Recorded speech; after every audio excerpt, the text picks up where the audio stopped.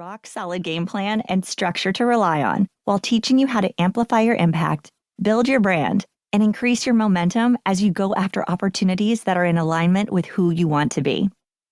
The message woven throughout this book is when you are intentional about who you are and what you want, and when you have done the work to create a clear brand that attracts the right people, positions, and paychecks, you will maximize your ability to share your gifts with the world and have an impact on others in ways you can't even imagine yet.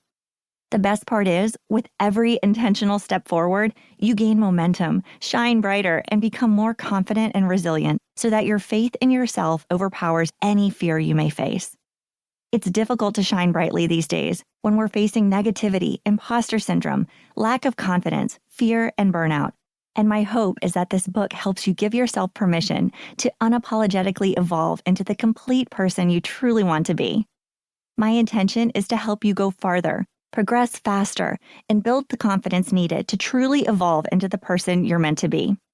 My goal is that after listening to this book, you truly believe that you can do and become anything you want to be.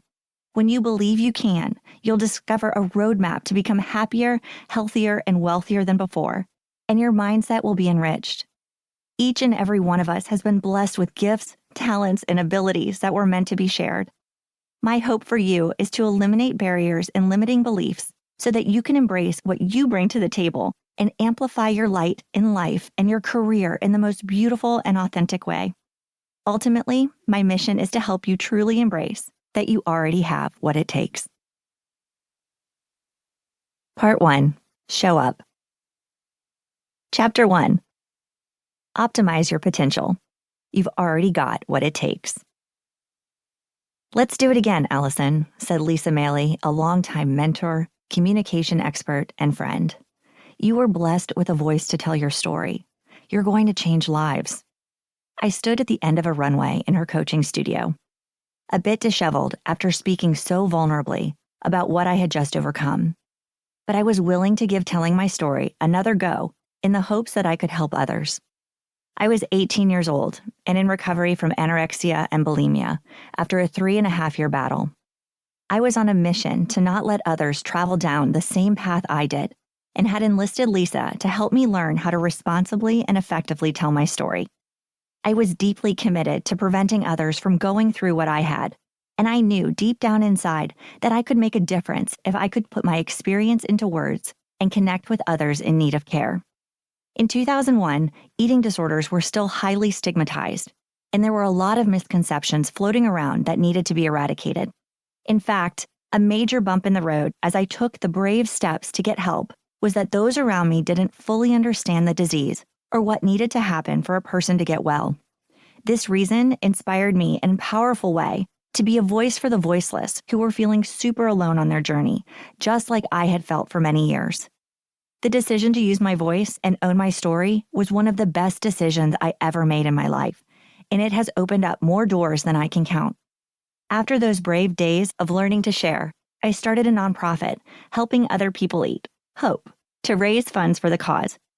I launched the junior board for the National Eating Disorders Association, NEDA, a group of young advocates from across the country who wanted to mobilize efforts for the next generation of changemakers.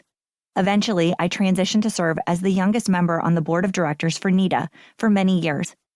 I partnered with amazing organizations like the National Alliance for Eating Disorders and eventually merged my nonprofit into theirs after 18 years of running it independently. I traveled and spoke around the country and created innovative campaigns that not only focused on eating disorder prevention and treatment, but also on body image, self-esteem, and confidence. 5 years later, when I won Miss Florida and had the privilege to live out a lifelong dream of competing at Miss America, awareness and prevention of eating disorders was my cause of choice, and I was able to share my passion with tens of thousands of people during my year of service. All of this was possible because I didn't hide from my past or run away from my mess. In fact, I did the opposite. I leaned in, owned who I was, and allowed myself to show up fully as who I truly am. Not only was it liberating, but also it was massively empowering. By sharing my story consistently and giving back daily, I built a personal brand reputation that I was really proud of. The more vocal and visible I was, the more momentum.